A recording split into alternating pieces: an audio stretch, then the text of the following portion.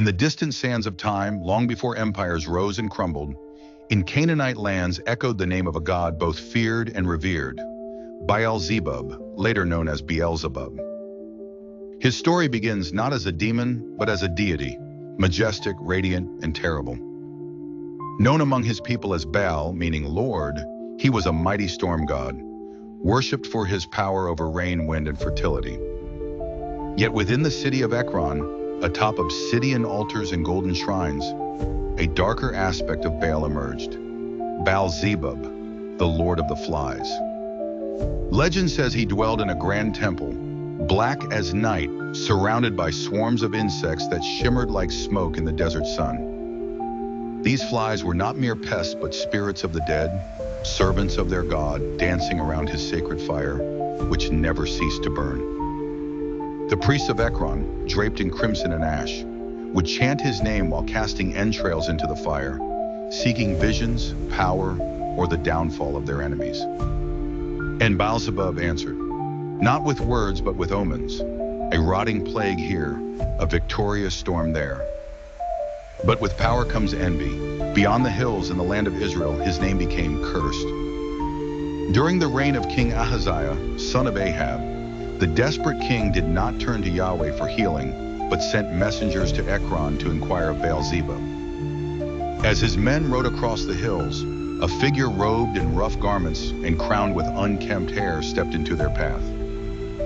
Elijah, prophet of the Most High, thundered a challenge. Is it because there is no God in Israel that you go to inquire of Baal-Zebub?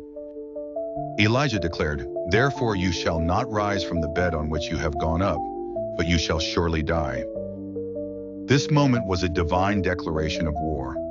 Yahweh's prophet had spoken against the god of flies, and the air trembled with the weight of judgment.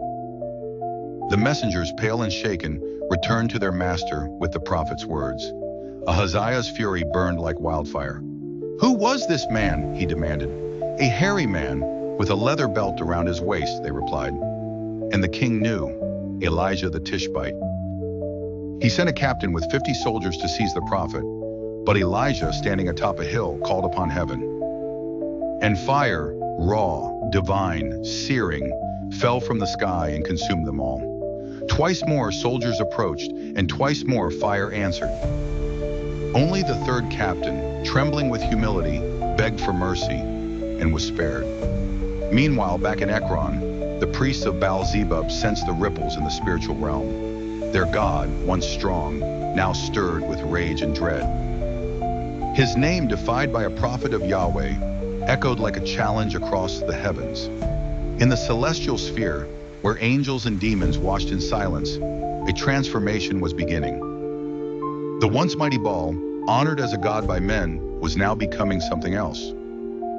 Baal-Zebub, in the dark recesses of the heavens, began his descent, from deity to demon, from worship to reviled. And he would not go alone.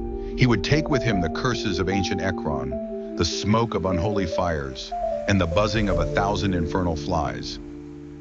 His name, once spoken with reverence, would become a symbol of rot and rebellion. Thus, the first page of Beelzebub's fall was written in flame and prophecy, in divine defiance and mortal desperation, as if the heavens themselves had paused, watching the balance shift. Thus, the first page of Beelzebub's fall was written in flame and prophecy, in divine defiance and mortal desperation, as if the heavens themselves had paused, watching the balance shift. The moment Elijah called fire from heaven, the firmament cracked open, not to mortal eyes, but to those who dwell beyond the veil. The divine balance had shifted. The once resplendent Baal-Zebub, praised in temples and adorned with gold and sacrifice, felt his name stripped of reverence and wrapped in scorn. Where once he had been fed with incense and hymns, now he was fed with hatred, fear, and something darker, oblivion. In the heavens, Yahweh's decree thundered, no foreign god shall stand. And so, the spirits who ruled among the nations were cast down, their titles torn from the tongues of men. Baal-Zebub's glory was shattered, and in its place rose something ancient and terrifying, a lord not of storms but of corruption. Cast from the divine heights, he fell through realms of spirit and flame. Through the veil, through darkness deeper than night into the pit, the abyss where broken gods, cast-offs, and rebels were chained in shadow. But Baal-Zebub did not shatter. No, he changed. There in the pit, among the ashes of forgotten idols, he embraced his new nature. No longer a god of wind and rain, he became Lord of the Flies. Prince of putrefaction, master of plagues. The flies that once circled his sacred fires now became his dominion. Each fly a spirit of disease, doubt, and decay, swarming, watching, whispering. Other beings in the pit looked on with wary awe. Lucifer, the morning star, who had led the rebellion against the throne of heaven, approached him. The fallen archangel saw in Baal-Zebub not a rival, but a weapon. A creature forged in the fires of rejected worship, a symbol of what happens when pride meets divine judgment.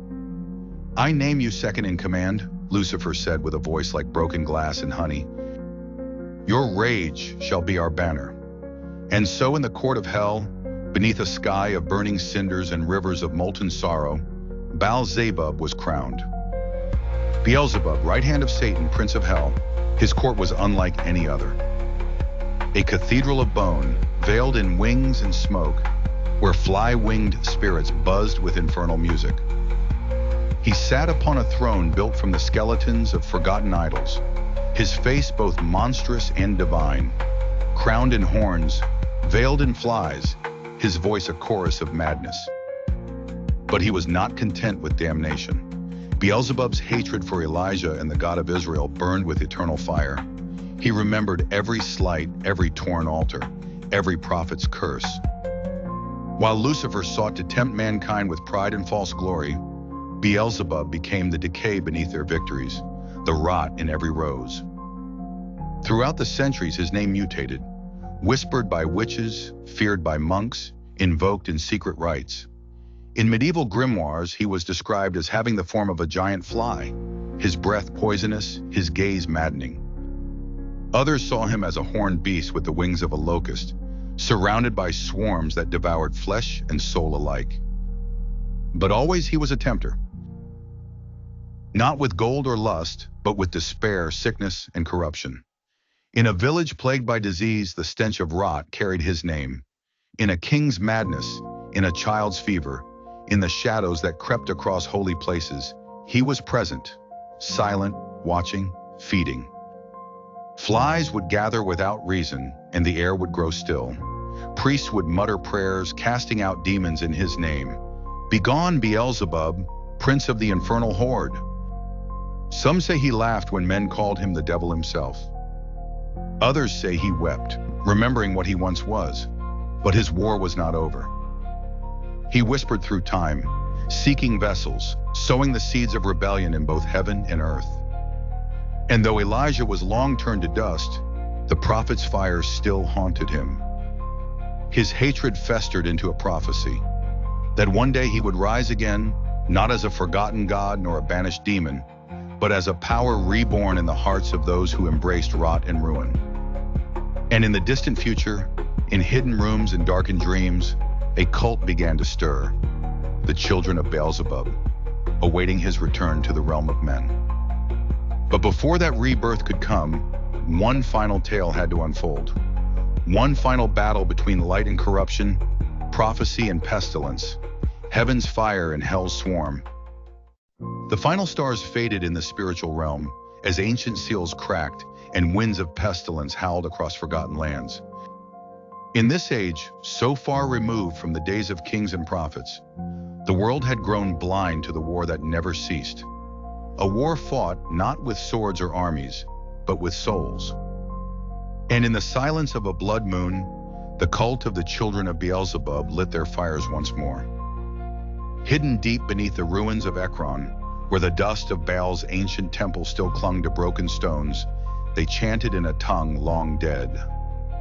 Cloaked in rags adorned with fly wings and bone charms, they called upon the one who had fallen but never vanished. Each word they spoke was a knife in the veil that separates the worlds. The earth trembled, a darkness rose, thick and suffocating. Not just shadow, but a presence, vast, old, and angry. Flies erupted from the ground like smoke, swarming in the shape of a man, then a beast, then something divine and terrible. And from within the buzzing cloud, two eyes burned like coals, ancient and hungry. Beelzebub had returned, not as a whisper, not as a symbol, but as force, form, fury. Cities fell sick overnight. Skies darkened without clouds. Children spoke in voices not their own. And in the hearts of the corrupt and forgotten, Beelzebub took root. His name no longer cursed Orn but called, and yet light still stood. In a monastery carved into the cliffs of old Samaria, an ancient scroll was unearthed, said to be penned by Elijah himself, sealed with the prophet's final breath. It spoke of a time when Beelzebub would rise again, and that the only force to stop him would not be a sword, nor even a prayer, but fire reborn, the same divine flame that once consumed soldiers on a hill. A young woman named Sarah, descendant of prophets, orphaned by plague, found herself chosen. In her dreams, she saw the old one, Elijah, his eyes fierce, his hand outstretched. The fire is yours now. She awoke to a world unraveling. Within her veins burned a holy fire, old as creation. Guided by visions, by whispers of the past, she traveled to Ekron. The cult waited, confident. After all, what could one mortal do against a prince of hell? But she came not as a warrior. She came as a vessel of fire. Beelzebub, seated upon a throne of rot and smoke in the heart of the earth, felt her presence before she even entered the ruins. His laughter shook the stones. His swarm, a living wall of wings and teeth, surged to devour her. But Sarah lifted her hands and the fire answered. It was not flame as the world knows it. It was light without shadow. It was judgment. It was the wrath of heaven, concentrated in a single burning soul. The swarm screamed as it burned. Flies fell like ash. The cult shrieked as their god howled in fury. Beelzebub rose from his throne, a towering beast of wings and corruption, eyes blazing with all the pain of rejection and fury of the fallen. He struck with plagues, illusions, rot itself, but Sarah stood firm. The fire spoke through her, in tongues not heard since Eden. With every word the demon trembled, and then, with a single shout that echoed through every realm, she released the flame. The ruins of Ekron became a pyre. Beelzebub shrieked, not in death, for such beings cannot truly die, but in defeat. His form unraveled, scattered to the winds, the swarm broken, his throne shattered, his cult turned to dust. And for a time the world exhaled. But in the ashes a single fly crawled away. Because evil never dies, it waits. Beelzebub, once Baal-Zebub, once a god, now a legend of dread, would one day return. Not as fire, but as whispers in rot, in forgotten corners, in unchecked pride and festering wounds. And once more the light would have to rise. In the end, the tale of Beelzebub is not one of simple evil, but of a god-made demon, a prince-made plague, a name-turned curse, and the eternal dance between fire and decay. And thus the final page closes, not with peace, but with a question. When the flies return, who will bear the flame?